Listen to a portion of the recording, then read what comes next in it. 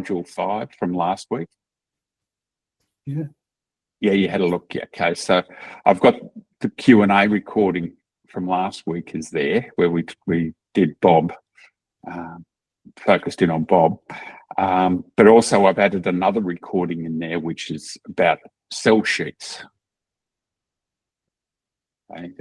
which is something that we're going to talk about with you, Lynn, today, because cell sheets, getting your book into libraries and things like that. Cell sheets is a lovely little tool to help with that. So yeah, I encourage everybody to have a look at that little video. It's only a short one, it's about 10 minutes or so on cell sheets. But yeah, it's one of those little devices that you can use to get invited into podcasts, being a guest interviewee on a podcast. You get it into getting interviewed on radio, TV, getting articles, things like that. So it's very worthwhile investing a bit of time into creating your cell sheet for your book. Okay, it's just it's just one of those handy little tools that you'll use over and over again.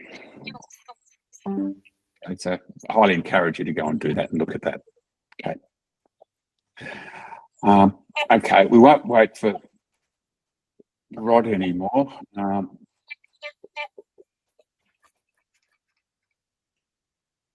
Yeah, he's not coming. So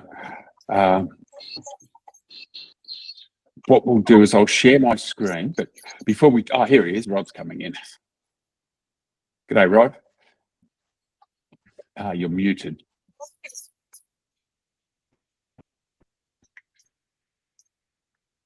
Yeah, okay, he's joining, so we'll have the full complement today. Okay. Yeah. Can you hear me? Yeah, we've got you, Rod. You're good.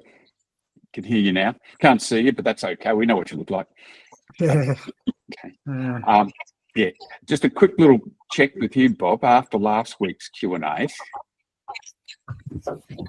that gave you a bit of a help on getting an understanding on how your target audience. Yeah. Can you hear me? Okay. Yep. Yeah, I looked at the video again, and I started taking more notes on, and in particular, I sort of, when I said my theory gives us a meaning and purpose in life, you said you've got to talk to people and tell them how they can find a meaning and purpose in life. And I sort of thought that is a breakthrough concept. I really have to do that. I've got to say, okay, this is going to help you. And I sort of really, the elevator pitch that I've been using for generations and generations and generations, like I spent most of my working career in sales, so I'm very, very familiar with the elevator pitch. And I thought, well, I've just been saying, look, I've discovered the meaning, purpose in life type thing. Well, really, I should be telling people that I've got a model that can help them better understand what their meaning and purpose in life is. Correct. And that was very, very good. Yeah. Ian, and thank you for that. Yeah. I think that's a good lesson for everybody, actually. People generally speaking don't like being preached to.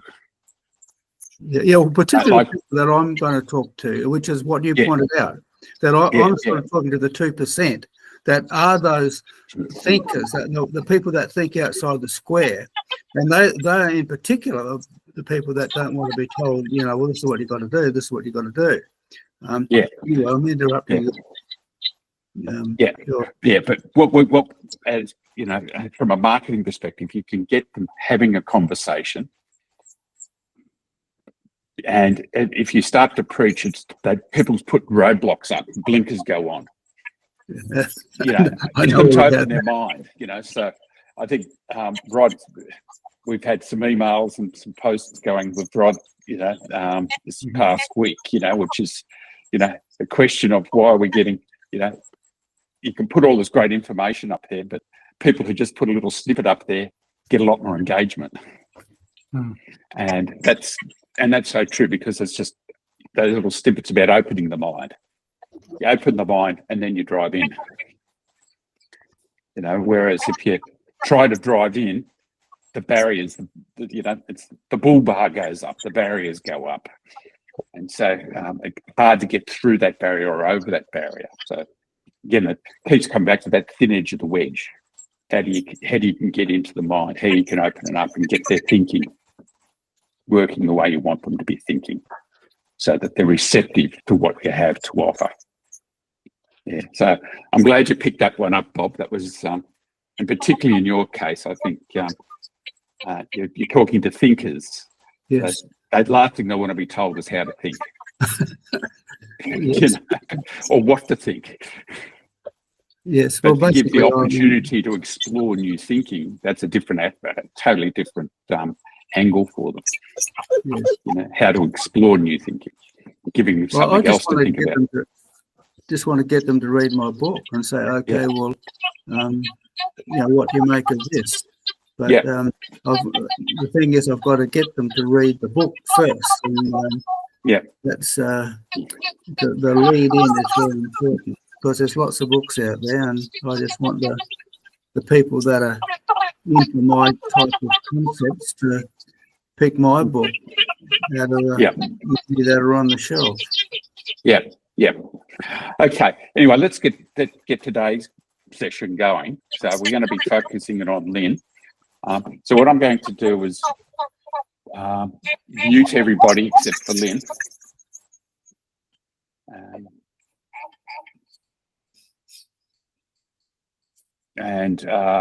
So this is going to take so everybody should still be able to hear. Can you hear me, Lynn? I can. Yeah, we're all good. We're all good. Okay. Now, a couple of questions for you first, Lynn. How are you going travelling through those modules, the training? I'm a little bit behind. Okay. Because we've had a pretty hectic life here for a while. But anyway, No, it's life, That's why we do it this way, because, it's sort of self-paced. And that's the reality of life. Things do get in the way. Yeah. So, the key thing for you is to really understand, first off, is your target audience. Okay, so your target audience, I see that there's a few of them. Maybe you can tell me what you think your number one target audience is. Well, the grey nomads, actually. Yeah. But it's hard to define them a little bit. They're all over the place. But there's a few groups of grey nomads on Facebook, and probably on the other social media, which I haven't particularly looked at for those. So that's one place where I could probably put something in front of them. It's definitely one market to test. Yep. Online bookshops. I guess some of the grey nomads, buy the odd book before they go somewhere. Maybe not. And also think they go to the information centres in the towns that they've got to. Yeah. And particularly Broome and Derby. Yeah. In the case of my book, because it's about the Kimberley. So possibly when they're up there, if they see these books, they could be interested. Yeah. I've got a sister and her brother-in-law are grey nomads. Okay. Okay. So how they don't buy things online, primarily because they're moving around. Yep.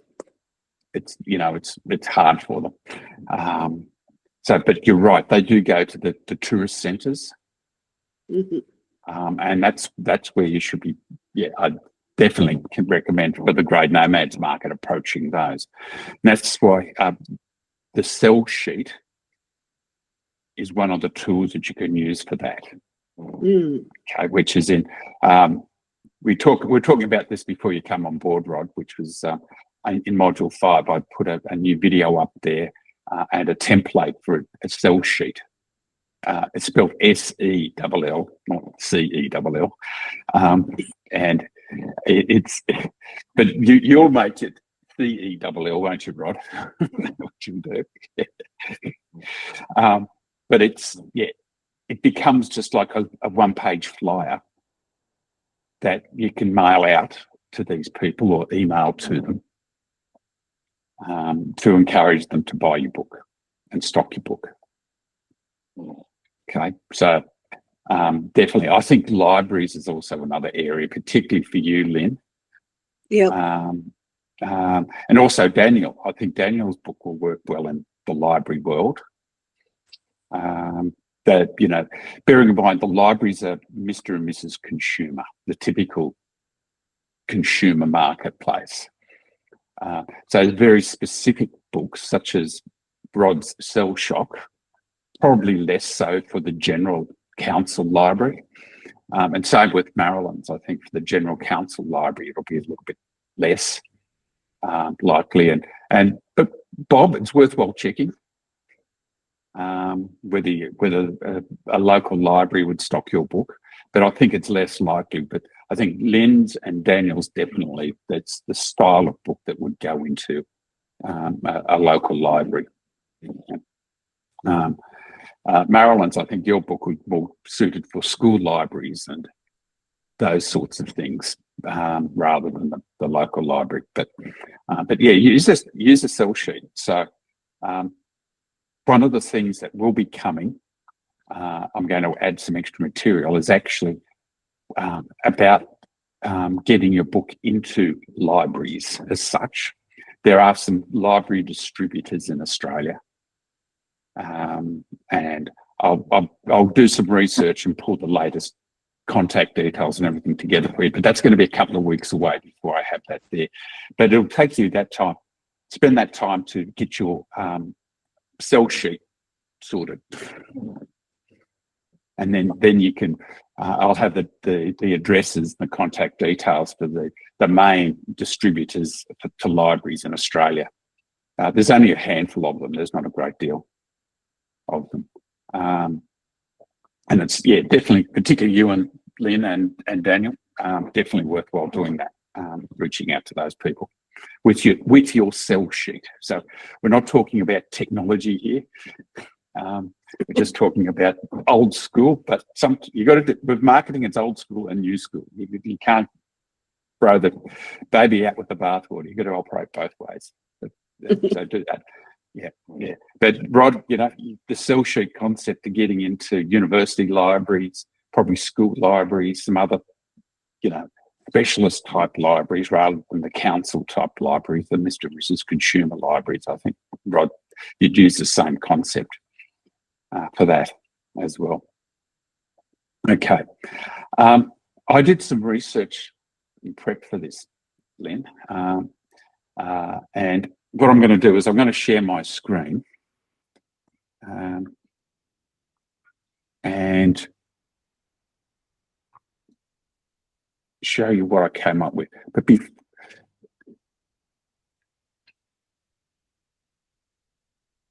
okay.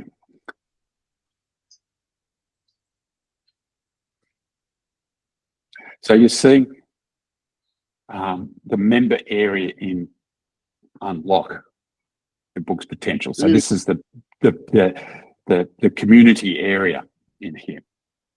Okay. Now, I encourage you, everybody, to go in there and fill out your profile. We've got I just had a quick look across people's profiles in there, and there's a significant lack of social media linkages. Okay, because one of the things about this community is it's about helping each other, and part of that is connecting with each other. And when we connect with each other, we can then, it's very simple to just, like, comment and share people's posts. Okay? And it just spreads the word very quickly and easily. Now, whenever I see a post that's book related from any of you guys, I always, like, comment and share. Mm-hmm. And that just helps spread the word, and so we can help each other do that. And a good start point is to use this member community and put your social media links into your profile. Okay, so if we look at... Can you hear me, Ian? Yeah. Can you hear me? Yes, yeah. I just wanted to ask the group if they're actually on LinkedIn, for example. I think I tried Daniel and Robert, and I don't think I found any membership there. So to try and link some of the stuff I've been putting up. But so can I ask the group, are you on LinkedIn at all? Or who's on LinkedIn? Actually, so Marilyn is. I think Daniel's on LinkedIn. Hand up, Daniel. You're on LinkedIn? Yep, he is. Yeah. Okay. But yeah, certain people, books, and I look at particularly Lynn's book, and where Lynn is, she's going to be better active on Facebook than in LinkedIn. Mm-hmm.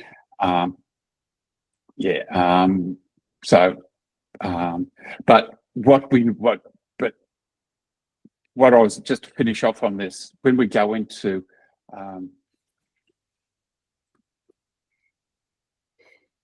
here, we can turn around and, for example, go into people's profiles. This is just me, I've set up as a test, and you can see I've listed, social media links and a website link, all there, and just some contact details.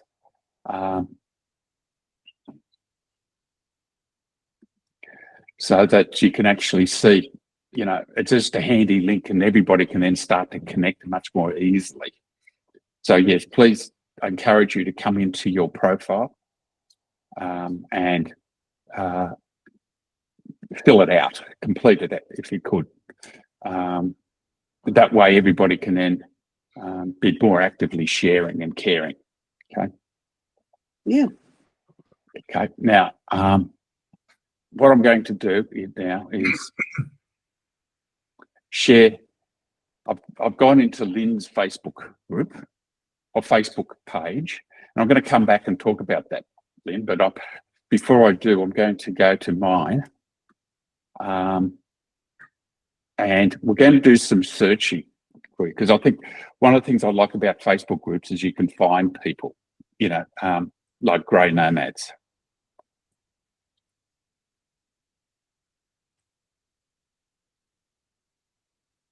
And you'll see there's quite a few groups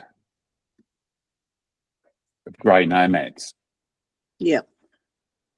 Which is also good. But one of the things that's worthwhile looking at too, Lynn, you might want to consider, which is four-wheel drive adventure.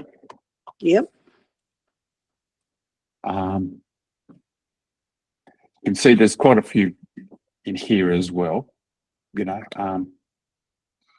There's one with 227,000 members. Camping and four-wheel drive down under communities, there's 16,000 members.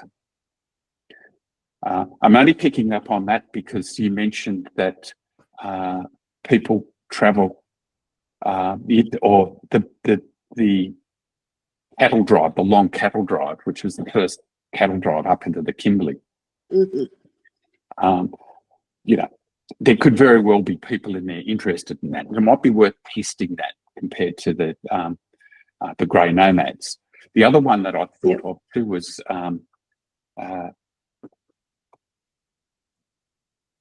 Outback History, because your book it really is the Outback History. So if I look in groups, you know, there's an art group, Outback Australia Travel and Tourism, 1.7 thousand. Flinders Ranges is 55,000. Well, that's not quite the Kimberley. It's halfway there, isn't it? On the way. Where you go. Yeah. You know, but there's, you know, so there's some other ones that are worth exploring. Okay. So Ian, with these groups, if you join them, does that mean if it's got 624 members, they'll all see Lynn's book or page?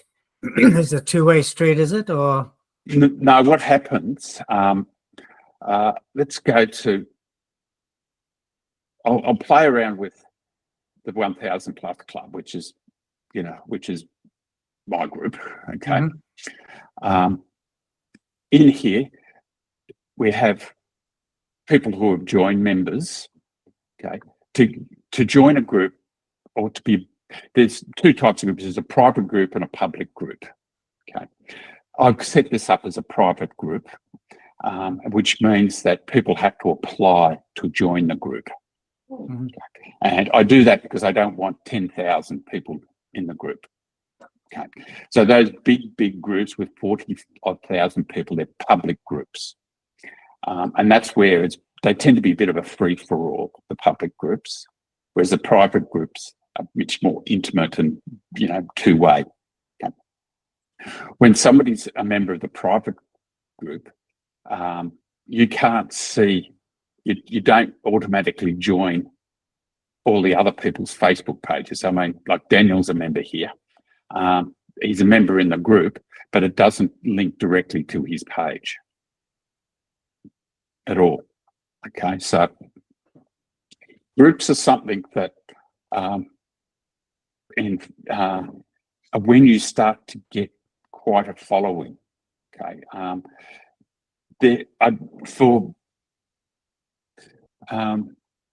in this situation here, it's worthwhile checking, Lynn, whether you want to start your own Facebook group.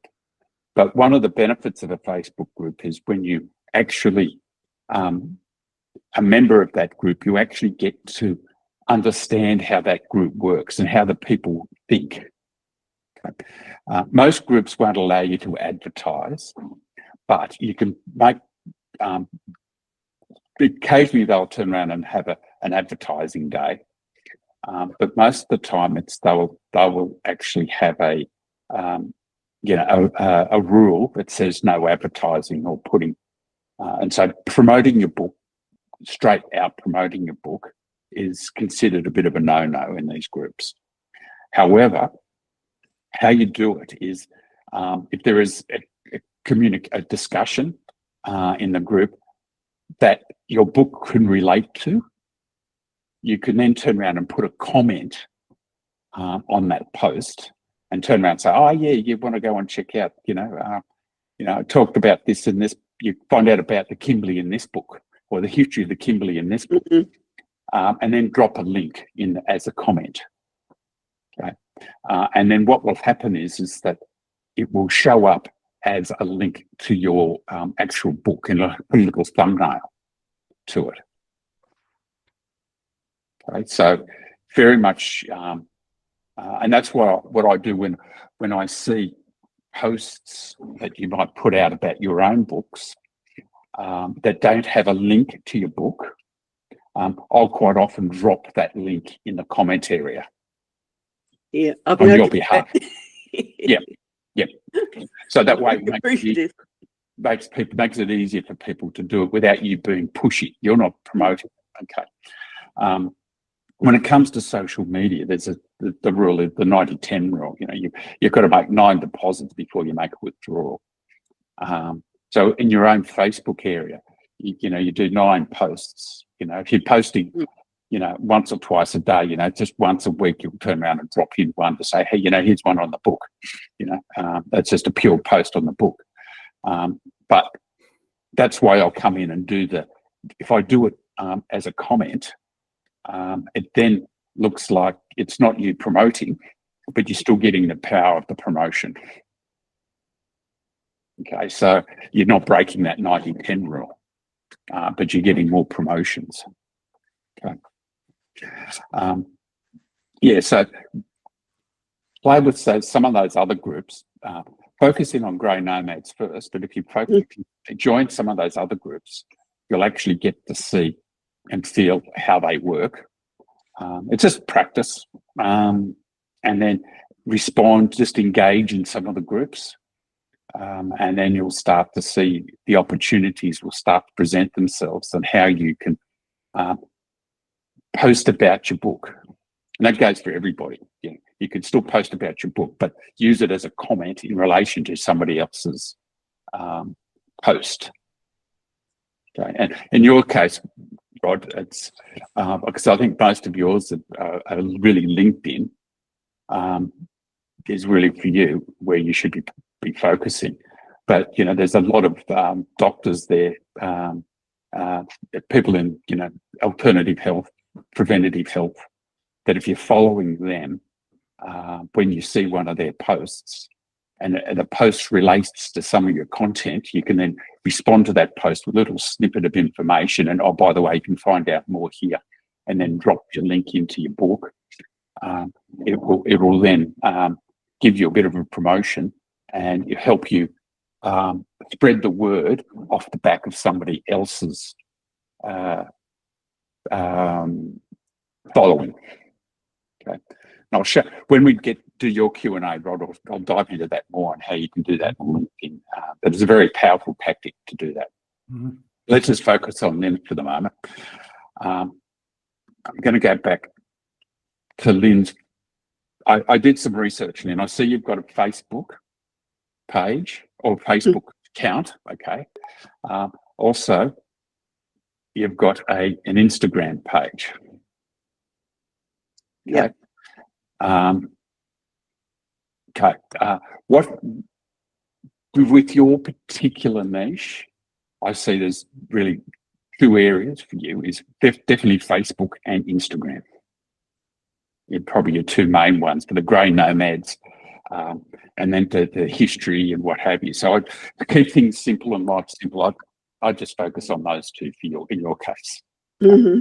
Yeah. Okay. But you've already got 53 followers here, and you've only got 1 post on Instagram. Okay. And I can see your profile is not very well filled out and completed. You want to be able to, put your headshot in there, complete your profile properly. And that way you'll get more followers. And one of the things you can do, and I do this, I'll just go into my Facebook, my Instagram thing. I'll go to home. I should go to my profile. You'll see it better here. These are posts that I put up. And you'll see a lot of these posts I've put on Facebook as well. I've also put on LinkedIn. So there's nothing wrong with creating a post and placing it in many properties. Okay. So in your case, then, to put it on your Facebook and put it on your LinkedIn. Oh, sorry, Facebook and Instagram. Mm-hmm. You're not on LinkedIn. You want any other social platforms? No. Okay. Just stick with those 2. Now. Yep. Yeah, get used to it and learn how to use it. But if I go back to here, the other thing is when I looked at it, you didn't put any comment or any text beside it.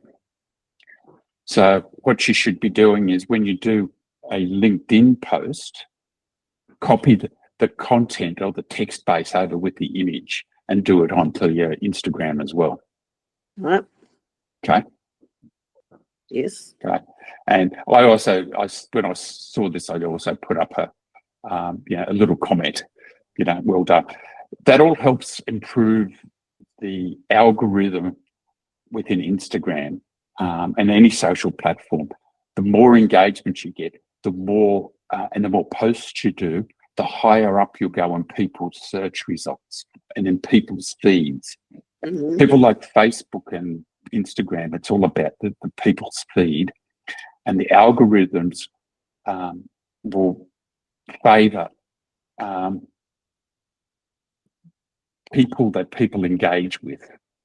Okay, so the more engagement you can get, the higher up in those feeds you'll be, and the more views you'll get. And it actually breeds, it sort of gets to a tipping point where it'll start to, feed itself, so to speak.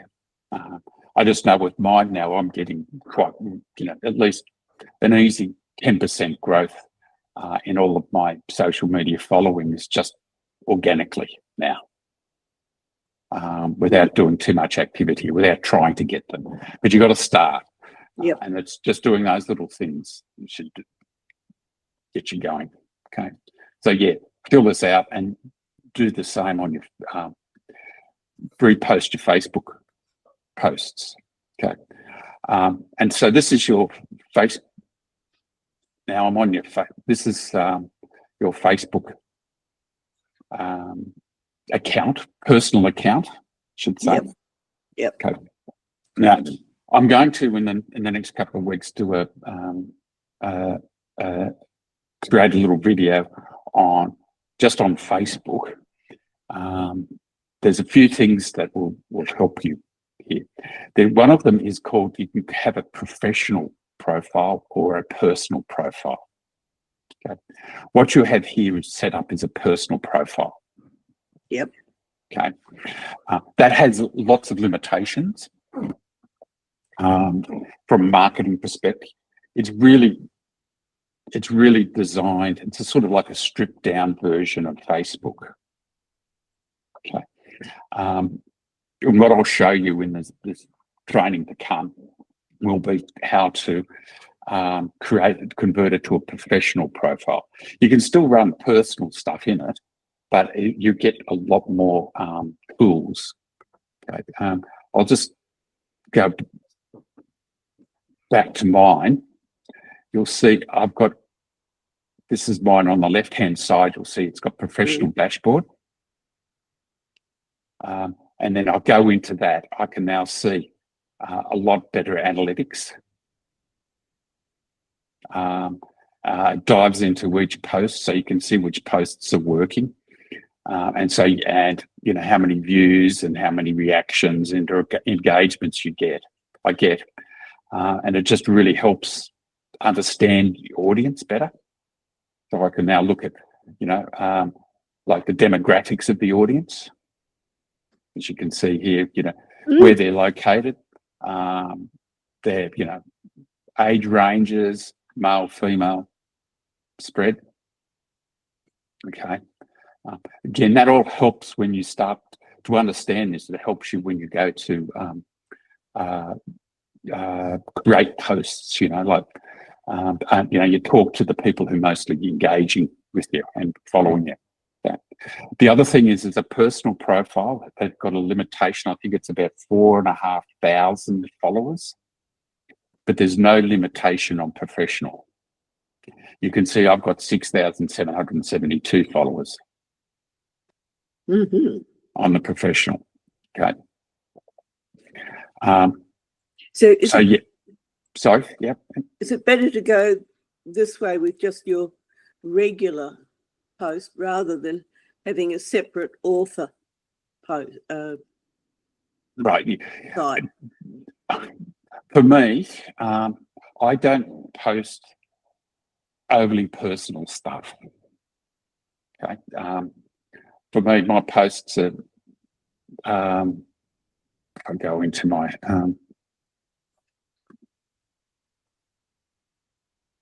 my posts are very much, like I repost what's on the Facebook group, the 1000 Plus Club.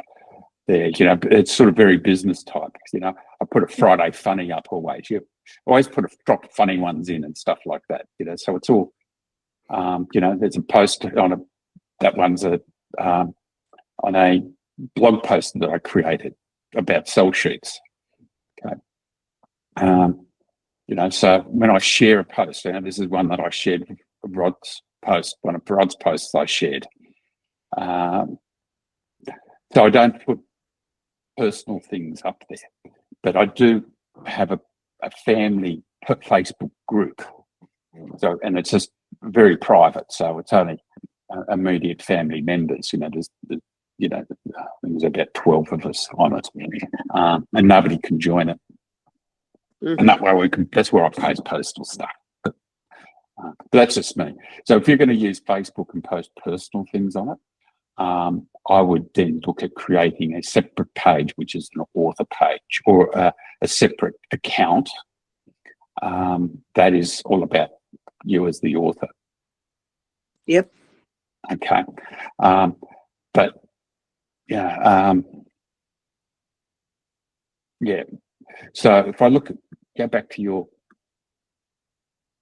one here. Okay.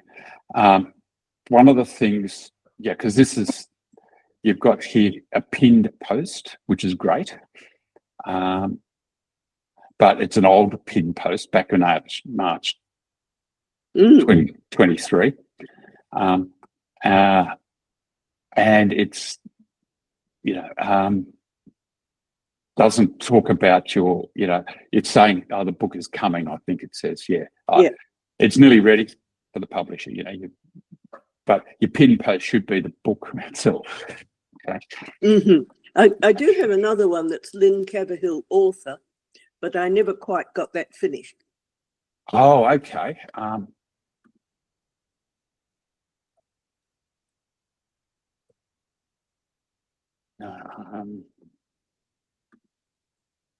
It might be not be live yet.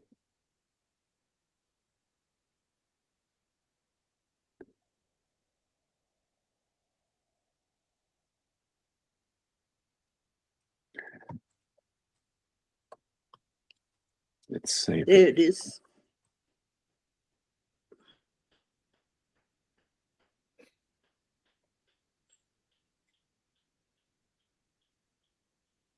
Okay.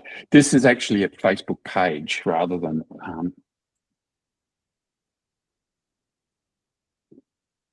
okay. Right. So you do have an option here, doing it as a page.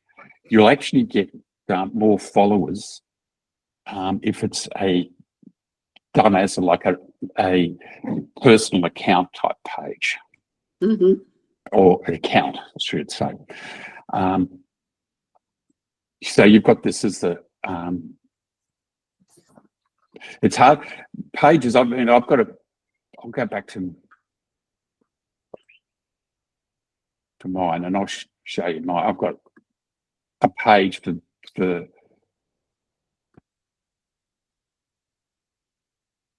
I've got a Facebook page for Unlock, okay, and 114 followers. It's a bit of hard work getting them on a page. People use pages if they're doing a lot of advertising and they send them to the page. Okay, so the option could be that you create a new, if you want to keep, okay, rather than, I think rather than creating a page, create another Facebook account. Yep. You can still call it Lynn Caverhill author, but create it as a separate account, and then and do it like a standard page or a standard account like this one. Okay. Alternatively, use this one because you've already got 296 followers. And all you're going to be doing is talking about your book, really. And they're your friends anyway. So I wouldn't worry. I'd just keep using this, keep it simple. So Ian, why not a group, which you're trying to create a community, which is something you mentioned in the past. So I've got a group. I've got a page. I tend to use the group more so. Yeah, I would. I'm talking about for Lynn's instance, Yep. where she's just starting out, trying to get followers, and her marketplace is really consumers. We'll talk about it just as a consumer marketplace. Consumers, until such time as you can start to rally people around a particular theme. Okay. Now, your case, Rod, it's all about preventative health. Okay, and insulin resistance. There's a whole raft of things that you can talk about. But in Lynn's case, it'll be grey nomads. So she's trying to create a community of grey nomads, right? She's going to be competing against big communities of grey nomads. Mm. Best off to start with. Yeah, I think the best way to do it is to start by joining some of those groups and communities, learning how they operate and work. And then at a later time, think about starting your own community. Okay. But the community needs to, if you're going to start something unique, it's sort of give them reason to join yours rather than the other, the ones with 20,000 members. So it's very much about, for Lynn, if you're going to do a group, it would be about life on an outback station. I'd be thinking of a group, but you won't get very many members. Unfortunately, not initially for Lynn, I don't think. So, I think for Lynn, it's very much about broadening your reach as quickly as possible and focusing on doing that. And the easiest way to do that would be just to take your standard Facebook account page, your account page, for want of a better term, and then encourage people to join and connect with that. Okay. In your case, it's some simple things to do that works really well, particularly for engagement. This applies to all social media accounts too. Is if you change your banner image and you change it regularly, people see that there's been a change. Facebook notifies people, the followers, that there's been a change, and you'll get better engagement. People start to engage. So it's a lovely sunset then, but I'd put there your book. Your friends and family know you've got the book out. They're not going to. And by the way, once they've come, they're following you. They actually don't see this banner much anyway. So I do it as a book promotion banner. Yep. So if I go back to my account here, you can see how I've got, it's just a book promotion. Yeah, sure, I've got lots of family and friends that follow this as well, and actually still they actually engage very well. So they've actually very much helped me get so many followers that I have, because they still know, like, and share as well, even though I know they'll never buy the book. They're not my target audience, but they do help spread the word. Okay. So create, cover photo, change that. The other thing, every now and then change your profile image as well. Just drop a new picture in. Again, Facebook will notify everybody. LinkedIn does the same, will notify everybody that you've done a change, and you just get free engagement. It works really well doing that. Okay. Let's go back to yours. Yeah. So very much just tweak all of that up. put a new post in, and actually take off your page, the Facebook page that you've started, just copy those posts over and drop them into this. Because I also notice you go on walking trips or something, do you, every day? Yes. Yeah. Yeah. Still keep putting those in, Mhm. because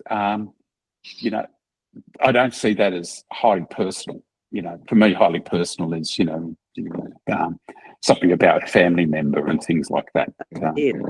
Yeah. If it's something about me, or hey, just walked 1.53 kilometres today, and here's a photo of, something I saw. This is what I saw on my walk today. Drop that in each time. Drop a photo off the phone. You'd be surprised how much that improves the engagement as well. Okay. But yeah, I'd keep dropping in and build this particular property up, as well as your Instagram property, and focus very much on those. And then as that starts to build, when I get the program, the video up for how to switch over to a professional profile, then you've got a long way to go before you're going to hit the 4,500 that you need to go to professional anyway. So yeah, but at least start doing it there, and start to practice getting engagement with friends. Mhm. Okay. Now I can't show it with yours, but I can show it with mine. There's tools to invite people as well. I'm not sure where it is now.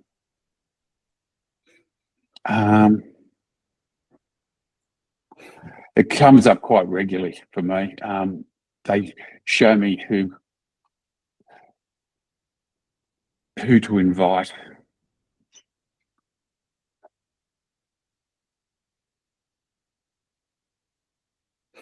Yeah, no, I can't see it on my feed at the moment. But when I do the video, I'll show you how to do that. Mhm. Yeah, it's about by being able to invite people, particularly when you start to engage in the groups. You'll see people will actually say, "Oh, who's this Lynn?" And they'll click on your name, and it will then take them to your Facebook area, this page, and then they'll follow. Okay, so and that's why having your banner page done as like a little ad for your book as well Mhm. will help, because when they're not friends, that's what they see. When they are friends, people don't see the banner. I'm just interested in, is it worthwhile doing a podcast? Podcasts are very worthwhile. Okay, and I think a podcast for your area, and I think for everyone on here, a podcast would work well for you. The issue is that podcasts a little bit, they can be time consuming, Mm-hmm. the setup and what have you, particularly if you've never done them before. That's why I encourage you. Do you follow podcasts at all then? No, I haven't done yet, but okay. Follow some podcasts. Public speaking. I've done a lot of public speaking. Yeah, beautiful. Follow some podcasts. Okay. Get to know how they do them, and just understand how they do them. You'll see they'll have, usually the professional ones will have what they call an intro, which is just like a standard little intro blurb. Then they have the podcast content, which generally speaking is they nowadays interview somebody. Okay. It's typically how they do it. Yep. Okay. Then halfway through it, they run a little ad, a sponsored ad, or in your case, it'd be, hey, buy the book. Yep. Then they continue the interview, or they might have a little segment, 10-minute segment on the history of Fossil Downs, for example. And then they have what they call an outro, which is just a little tail end, to it. So that's usually the structure of a podcast. Okay. Listen to a few podcasts. Go and find a few podcasts. You can search for them on iTunes. You can search for them on YouTube, for example. You'll see them. Yep. On those as well. You can do them as a podcast. I'd actually recommend a podcast more than a pod. Okay. Start with a podcast. A podcast you can do using Google Meet, and you record it. So just like we're using here now. And you have, you can do it both you as the presenter and the interviewee, both in there. And you can then keep that recording and put that up on YouTube as a video or a podcast. That you can separate the sound from it, and then you create it as a podcast and put it up on iTunes. So it's the one content you do both. It gets a better spread. Okay. But highly recommend that you actually first off listen to and get the feel for how people do podcasts. Then I would do that sell sheet. Again, go back to the sell sheet thing. Find some podcasts that are related to your thing. There'll be four-wheel drive podcasts. There'll be grey nomad podcasts. Guarantee it. Okay. I would then I would send them your sell sheet and ask to be, be a guest on their podcast. When you're a guest on their podcast, you'll then get a better feel for how they work because you're on the inside. Then, okay. And when you're doing a podcast, I'm sort of coming back to what Rod was saying about groups as well. Once you start doing a podcast, that's when I'd also look at doing a group. And the group would be around the podcast title itself. And your podcast could be the history of the Kimberleys, the Kimberley unearthed, or, I wouldn't be doing a podcast on grey nomads because it's a very broad topic. But invite grey nomads in as guests.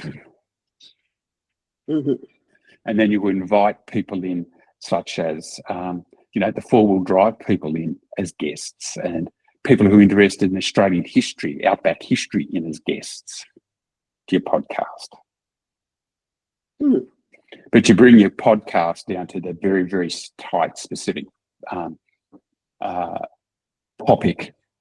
And again, it could be as specific as, Fossil Downs, or a bit broader. I'd probably suggest a bit broader, Northwest WA, or just the Kimberley itself. Whether it's the Kimberley and the Pilbara. Or is it, or is it about the pioneers? Australian pioneers. Because they have a lot of descendants in Australia. Australian pioneers. Okay. And I'm just thinking of my 4 times great grandfather. He was transported to Australia in 1796 as an Irish political prisoner. Okay. He's got 3,000 descendants in Australia. Wow. There's one guy. So, if you think about, all of the, descendants of pioneers, that could very well be a theme for your podcast, or a theme for your Facebook group. Yep. Okay. Yeah. But it's not until you settle on those themes would I suggest you actually start a group, because they do take a bit of effort. to get the momentum moving on them. So, yeah, that's why joining a few, getting to know how they work and what have you, while you do it. And again, if you're going to go down the podcast and vodcast route, make sure it totally ties in with the group. Make them like exactly the same. Yep. And Yes. it'll save you a lot of work and get you better traction. Yeah. Okay, I think that's about it for you, Lynn. How do you think today's gone? Is there any other questions you've had first? Sorry. No, not sharing really. with that. Just locally, I belong to a writing group, and we have stalls at markets every now and then around here, and that's a lot of fun. We sort of spread the word there quite a bit. Oh, yeah. If you've got markets, definitely. One of the things that you can do is particularly if you're doing markets and what have you, it's basically like they call them strut cards. Strut, S-T-R-U-T. Which I know Intertype produce them for authors. Okay, they're an A4. You can get A3 card. They're on thick board, and on the back of it, there's a little fold-out stand, so it just folds out, and you can put a picture of your book. Make it like a little ad on the front, and then you can put that on a table at a street stall and things like that. We have quite a few of those sort of things. Either that'll put your book up on a stand. We only do about half a dozen a year, but that's enough.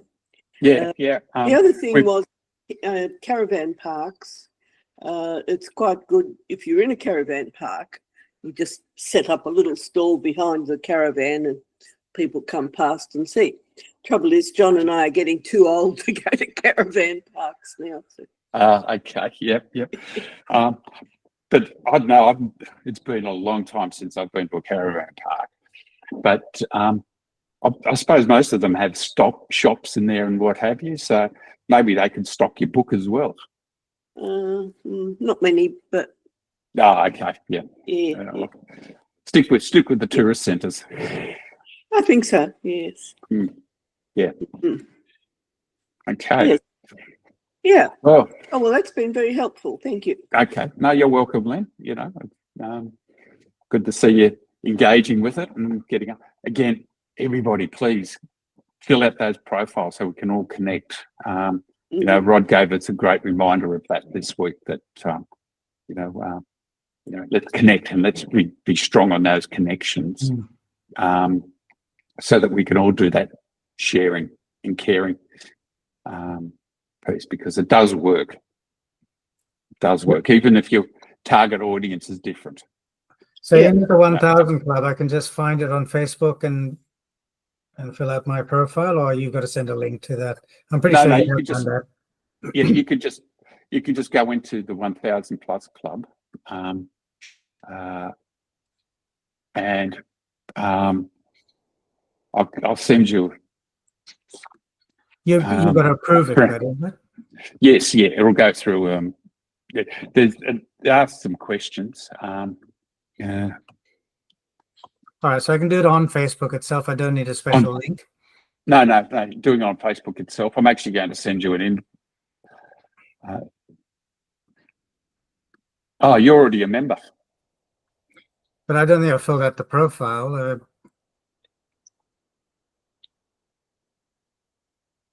Yeah, you're in. Yeah. It asked a few questions. That's all. Okay. Tick boxes.